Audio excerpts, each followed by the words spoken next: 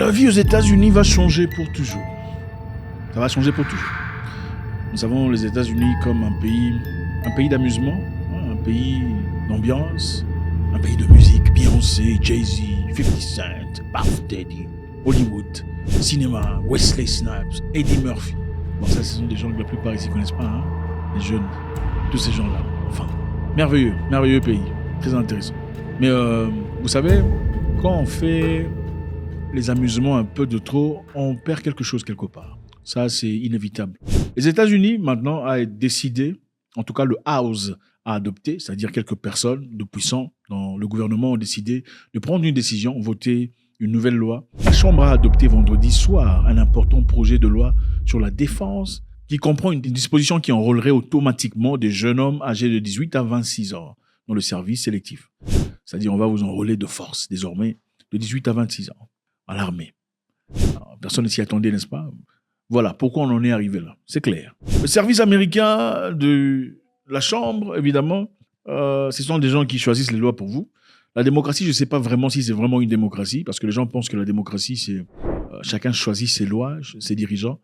Mais en réalité, ce n'est pas ça. Les gens choisissent un groupe de personnes, et ce groupe de personnes choisissent les lois pour des millions de personnes. Je ne sais pas si c'est vraiment une démocratie, en réalité. Je ne sais pas si la démocratie est vraiment équitable. Désormais, aux États-Unis d'Amérique, de 18 à 26 ans, on sera enrôlé automatiquement. Donc, et chacun doit aller s'enregistrer pour signifier sa condition physique et tout le bazar.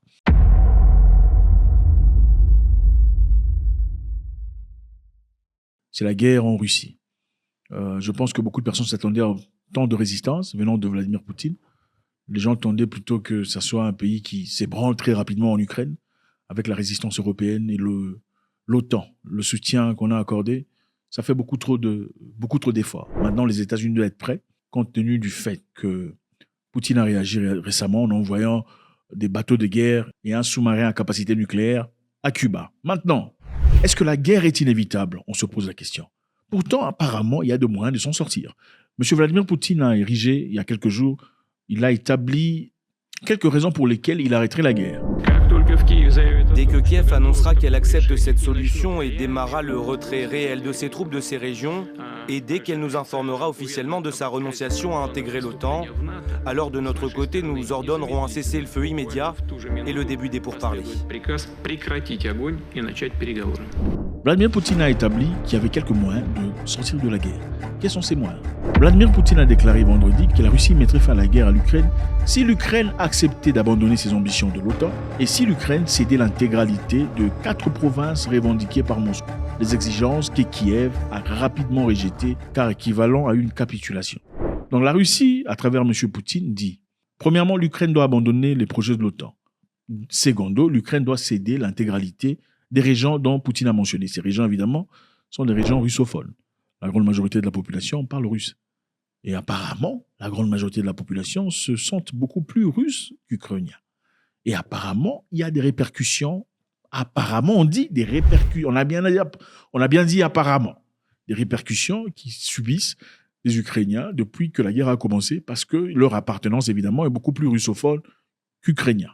Maintenant, pourquoi Vladimir Poutine voudrait que l'Ukraine abandonne son projet d'adhérer à l'OTAN? En effet, il faut le dire, nous ne sommes pas pro-russes. En fait, nous nous en foutons.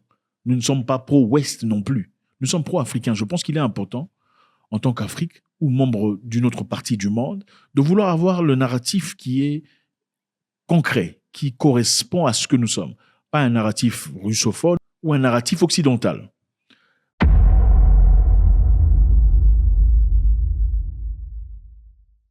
L'histoire nous dit qu'il y a un moment dans le passé où les Occidentaux sont partis négocier avec les communistes de l'Union soviétique. À l'époque, Berlin était divisé en 2 parties. Il y avait Berlin-Ouest et Berlin-Est.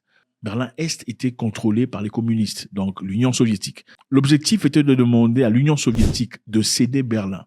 Et en retour, on leur accordait une assurance que l'Occident ou l'OTAN ne fera pas un seul pas, un seul centimètre vers l'Est. C'est-à-dire, donnez-nous le contrôle de Berlin, mais nous vous promettons en écrit que nous ne bougerons pas un seul centimètre vers l'Est. Alors à l'époque, Gorbatchev et Reagan ont agréé à cette histoire et on a signé un papier qui était secret. Mais malheureusement, quelques temps plus tard, apparemment, l'Occident n'a pas respecté sa part du contrat. On va écouter très rapidement ce que dit Bobby Kennedy dans cette histoire. Suivez. Putin every day says I want to let's negotiate. And Zelensky has said we're not going to negotiate. But in 92, the wall came down in the Soviet Union. Gorbachev said, I'm going to allow you to reunify Germany, but I want your commitment.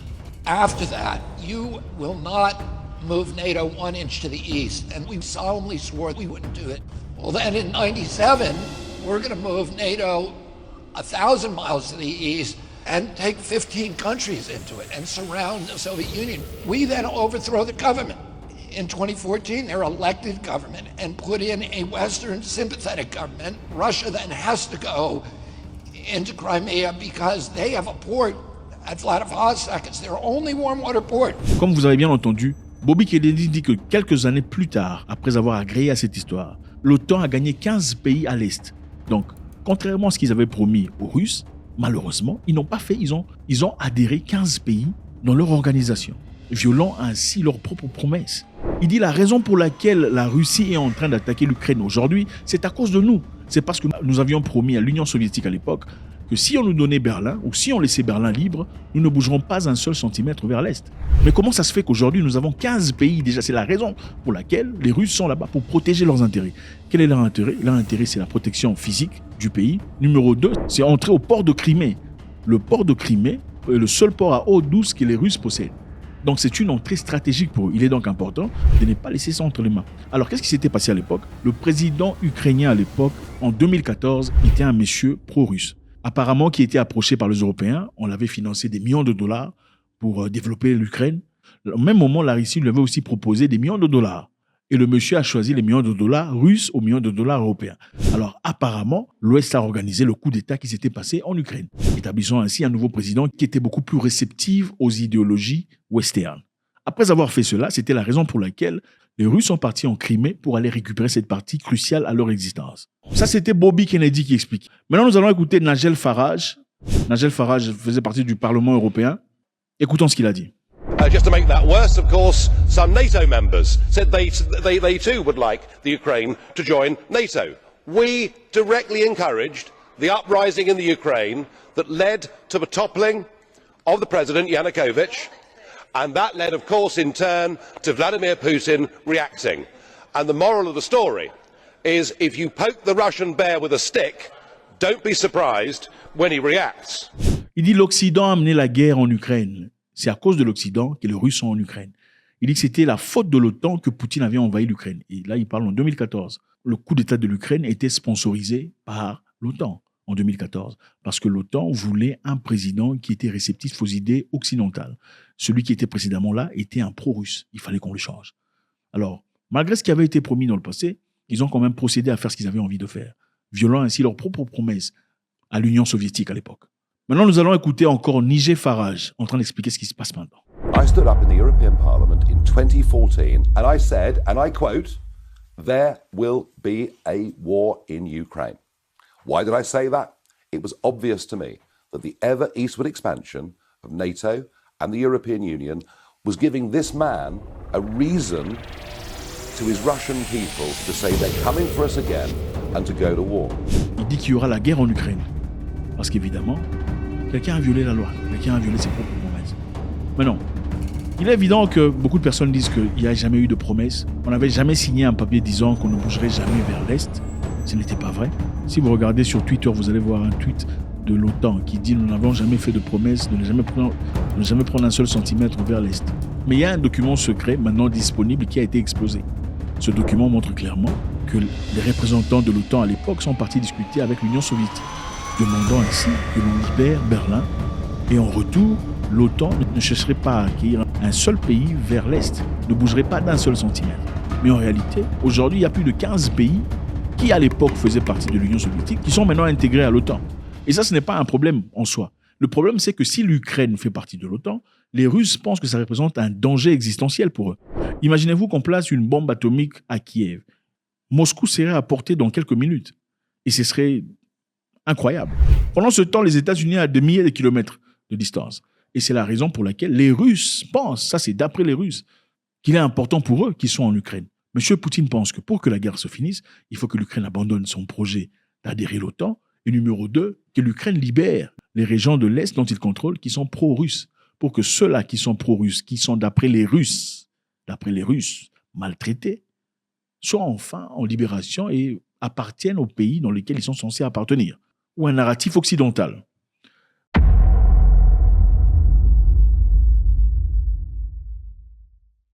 Est-ce que l'Ukraine a raison de se défendre? Absolument. L'Ukraine n'a pas seulement besoin, mais a le devoir de défendre son intégrité. C'est leur terre. Il est important pour eux de se défendre. C'est leur droit. L'autre question est, est-ce que le reste du monde doit entrer en guerre? C'est-à-dire parce qu'il y a potentiel d'une guerre mondiale où tout le monde va finir. Nous avons tous des frères en Europe, aux États-Unis, en Russie et ailleurs. Faudrait-il que tout le monde entre en guerre, que nous soyons tous endeuillés parce qu'il y a eu une guerre en Ukraine, ou que nous mourions tous parce que nous risquons tous de partir? Je ne sais pas si c'est cohérent, surtout s'il y a un moyen de négocier, de s'asseoir autour d'une table, de discuter, de trouver des moyens beaucoup plus pacifiques. Moi, je pense, autant que beaucoup de personnes aussi d'ailleurs, qu'il y aurait peut-être un moyen de pouvoir s'asseoir et de discuter, trouver la raison, trouver des réponses à l'amiable. Faites-moi savoir ce que vous en pensez. C'est toujours avec beaucoup de plaisir. Donc, initialement, ils auraient promis à la Russie de ne pas bouger vers l'Est. Si la Russie accordait Berlin, la Russie l'aurait fait, l'aurait cru, il y aurait un bout de papier fait par rapport à ça. Mais malheureusement, quelques années plus tard, ils ont commencé à pousser. Et aussi, ce qui dérange, c'est M. Trump a dit quelque chose de très intéressant. On va suivre ce que Trump a dit. I think Zelensky is maybe the greatest salesman of any politician that's ever lived. Every time he comes to our country, he walks away with $60 billion. And I like him, you know, on the impeachment hoax #1, he was very good. He said, no, the president didn't threaten me at all. He could have been a grandstander and said, I was threatened, right, Matt? He could have said, I was threatened. So I like him.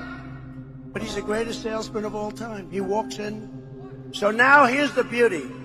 He just left 4 days ago with $60 billion. And he gets home and he announces that he needs another $60 billion, else it never ends. It never ends. I will have that settled prior to taking the White House as president-elect. I will have that settled. Gotta stop it. Would it never happen? M. Trump pense que M. Zelensky est un très bon vendeur. C'est un très bon salesman. Il sait comment vendre son histoire. Et à chaque fois qu'il quitte le pays, il quitte avec des milliards de dollars. A-t-il raison de le faire? Quelque part, on peut peut-être dire oui pour une personne qui défend sa patrie. D'une autre part, est-il vraiment essentiel? On se dit parce que nous savons qu'il y a une grande entreprise américaine qui a signé un contrat en Ukraine. C'est-à-dire que l'entreprise va reconstruire les maisons détruites en Ukraine. C'est leur contrat exclusif. Et pour une personne qui se fait de l'argent en construction de maisons, c'est quoi le choix pour lui s'il devrait construire entre 5 maisons et reconstruire 500 000 maisons? Qu'est-ce qui est mieux pour lui en tant que businessman? Reconstruire 5 maisons ou en reconstruire 500 000? Évidemment, c'est le second qui serait le choix évident. Pourquoi? Parce qu'il faut se faire de l'argent. Et comment on aboutit à 500 000? Il faut que la guerre continue. Et je suis de ceux qui pensent que l'argent ne devrait pas être impliqué dans tout ce qui est catastrophique. Parce que si le catastrophe est accordé à l'argent, c'est-à-dire qu'il y aura plus de catastrophes, plus on a des catastrophes, plus on a des opportunités d'avoir de l'argent, plus ça ne s'arrête pas. God bless.